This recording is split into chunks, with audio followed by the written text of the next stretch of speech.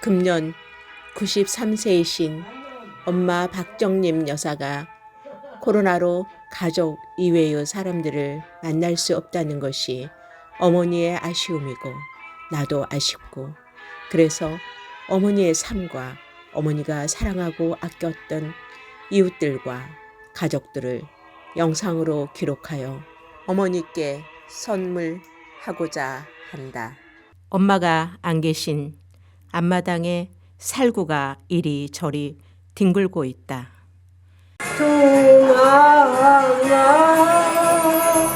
한평생을 오직 앞만 보고 살아오신 엄마.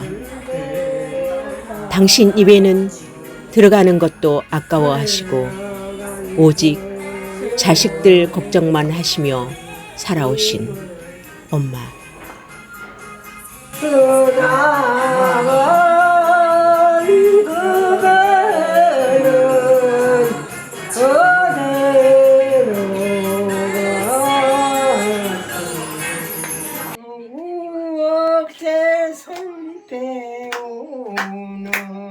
내가 막 마른 게 빠지려고 그러구나. 내가 아니, 안 맞아서.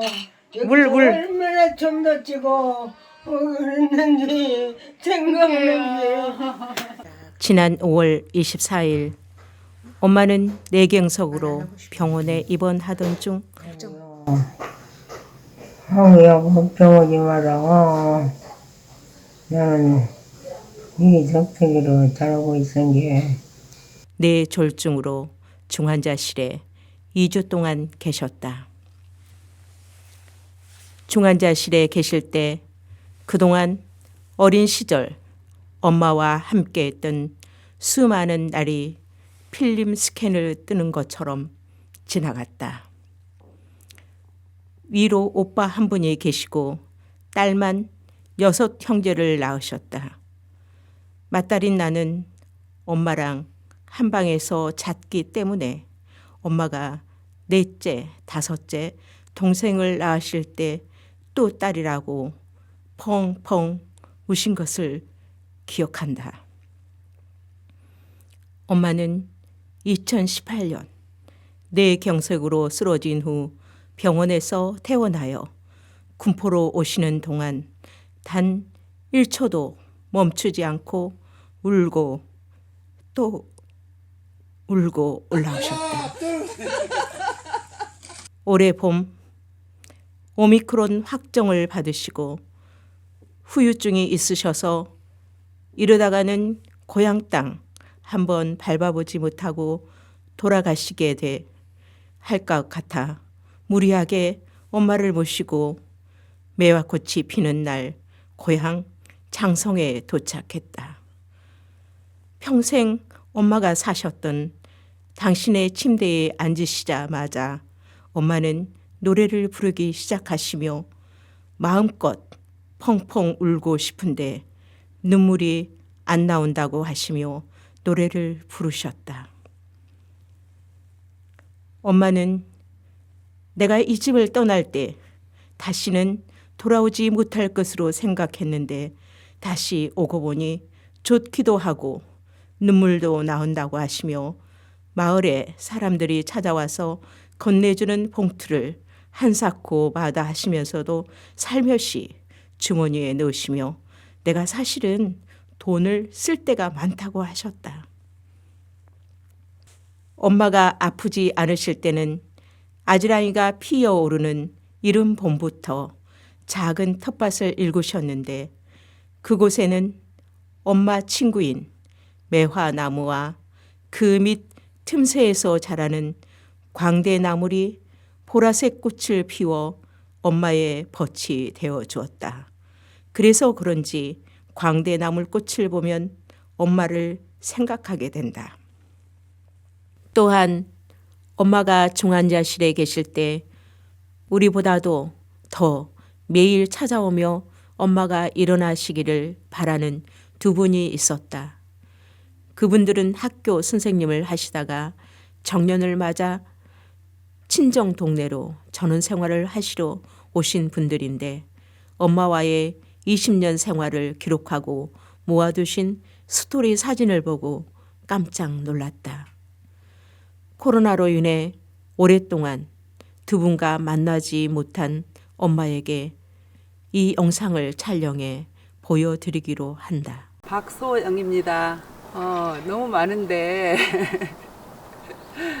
할머니는 정말 아낌없이 주는 나무셨어요. 그래서 할머니한테 받은 게 제가 너무 많아요. 한 번은 제가 와서 보니까 마늘밭에 풀이 하나도 없어진 거예요. 풀이 하나도 없는 거예요. 바로 알았죠. 할머니 가셨다는 것을. 그걸 보는 순간 눈물이 조금 났어요. 너무 고마워서. 그리고 이제 제 친구가 서울에서 놀러 온 적도 있었는데 할머니께서는 또 그걸 아시고 저에게만 호박을 주시는 게 아니라 친구들 것까지 호박을 따가지고 와서 주셨어요.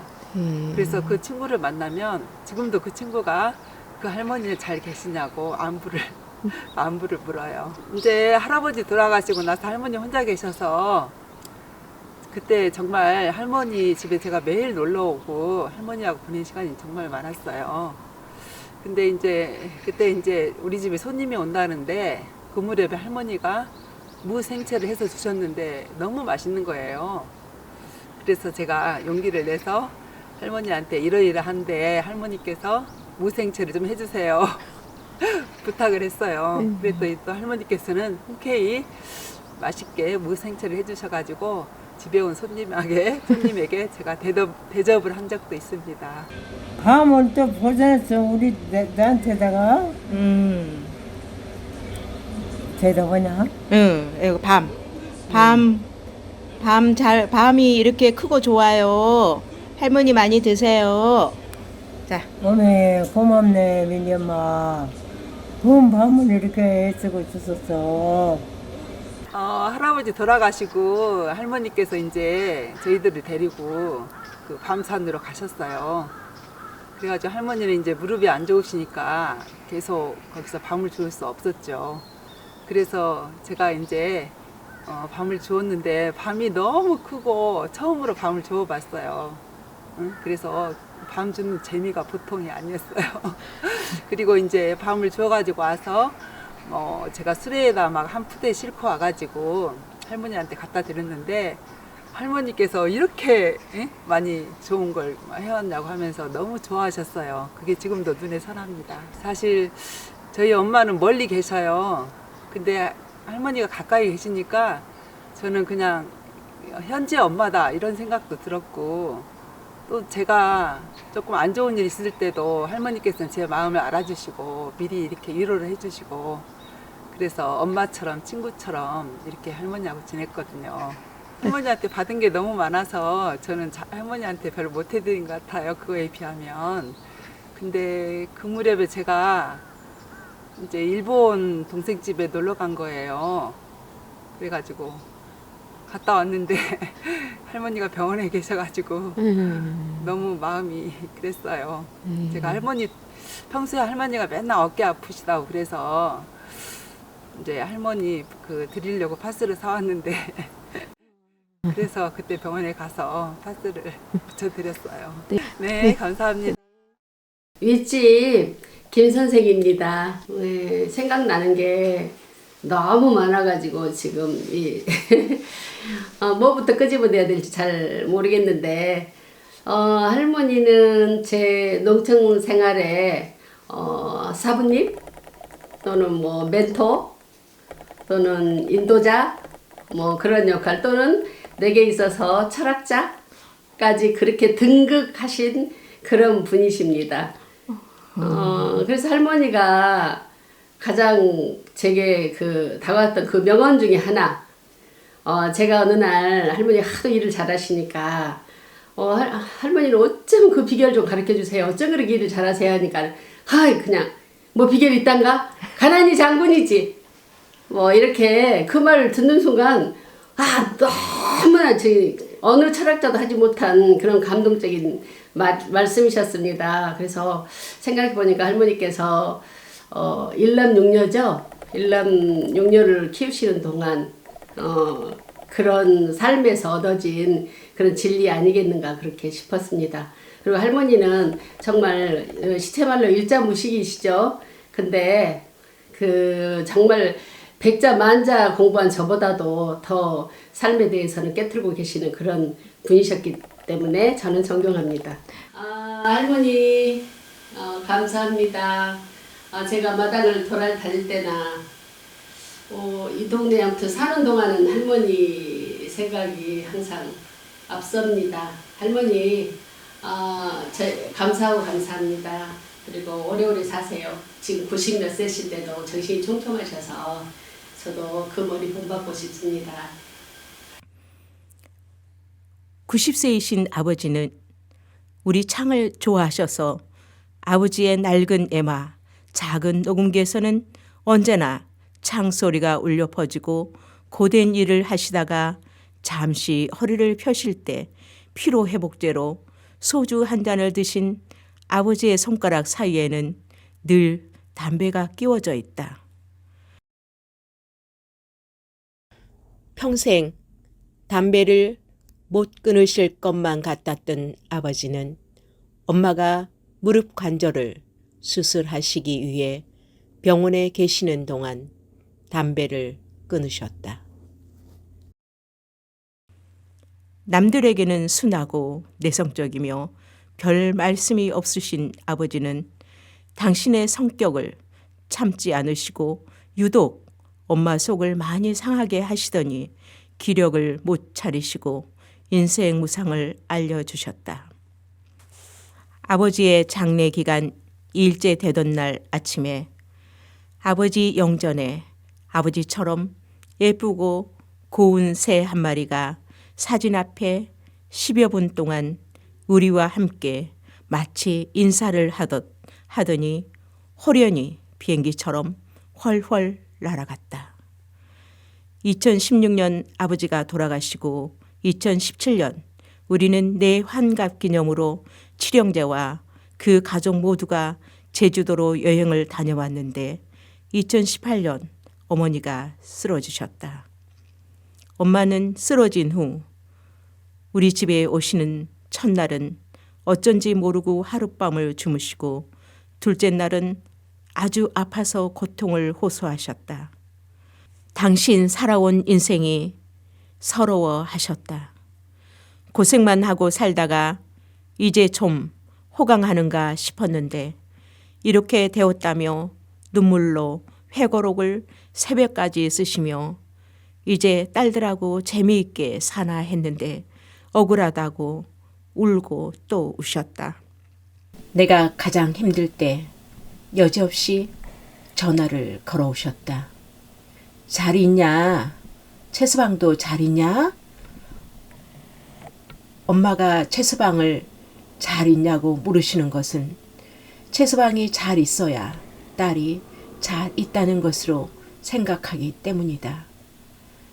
세상에서 엄마는 당신 입에는 아까워서 놓지 못하시고 자식들 입에 들어가는 것을 보고 안심하셨다. 당신이 스스로 걸어 다니실 때 엄마에게 살며시 용돈을 받아보지 않은 사람은 없다. 마음이 가면 아끼지 않으시고 호주머니에서 당신의 마음을 건네며 주시곤 하셨다. 그것도 다른 사람은 모르게. 요양원에서 생활하시면서 당신 스스로 대소변을 해결할 수 없어 기저귀를 사용하는데 엄마를 도와주는 사람들에게 늘 미안한 마음에 수고비를 주어야 한다고 생각하신다. 2018년 5월 뇌경색으로 쓰러진 엄마는 지금 군포 요양센터에 계신다. 쓰러지기 전 엄마는 푸성기 하나라도 더 키워서 자식들 오면 주려고 시간이 아까워서 딸네 집도 못 다니셨다. 당신 스스로 손발을 마음대로 못 움직이자 그제야 딸 집인 군포로 오셔서 계신다. 우리 대한민국이 이렇게 아름다운 곳도 있었냐? 꽃과 사람들의 물결을 보며 우리 대한민국이 이렇게 예쁜 곳도 있느냐며 감동하셨다. 요양병원에 계신 엄마는 군포 철쭉동산 선홍색 꽃들을 보시며 감동하셨다. 철쭉이 활짝 피어있는 꽃동산에 모시고 왔더니 엄마는 감동하시며 이렇게 예쁜 꽃들이 많다고 하시는 말씀을 듣고 가슴이 맺다. 엄마가 어려운 단어를 쓰시면서 감동하시는 것을 보고 나도 감동했다. 생각해보면 이렇게 많은 꽃을 한 번도 보지 못하고 살았을 수도 있었겠다는 생각이 들었다. 봄꽃들이 필 때면 시골 일은 눈코 뜰 새 없이 언제나 바쁘기 때문에 이런 꽃들을 바라볼 여유조차도 없이 살았겠다는 생각에 마음이 아렸다. 박정림 여사, 저 넷째 딸 옥순이에요. 난 이렇게 이쁘게 낳으셔서 너무 감사하고요. 어렸을 때는 왜 그렇게 많고 매일매일 야단을 맞았는지 모르지만 엄마가 이렇게 예쁘게 낳으셔서 항상 엄마에게 감사한 마음 지금도 똑같고요. 오늘도 여전히 건강하게 같이 점심 식사하시고 이렇게 예쁜 백분 호수에서 같이 엄마랑 원지 애비 신랑이랑 같이 차도 마시고 함께해서 너무 행복합니다. 살 운동하니까 머리 아파 기수방 항상 사랑하고 존경하고 저희들 갔을 때마다 챙겨주시고 항상 가진 사람을 주고 감사하고 사랑합니다. 장모님 사랑합니다. 할머니, 저 5번째 옥순이 딸 원지예요. 저 대학교 가고 할머니가 용돈 주셔서 쌍꺼풀 쓰느라고 이뻐졌어요. 저 내년에 시집가요. 할머니 사랑해요. 생일 축하합니다. 생일 축하합니다. 매년 음력 11월 5일이 되면 우리 형제들은 모여서 엄마와 시간을 함께 하고 있습니다. 엄마가 살아계시는 동안 가족이 있어 외롭지 않다는 생각을 하시게 해드리고 싶습니다. 엄마 사랑하고 사랑합니다.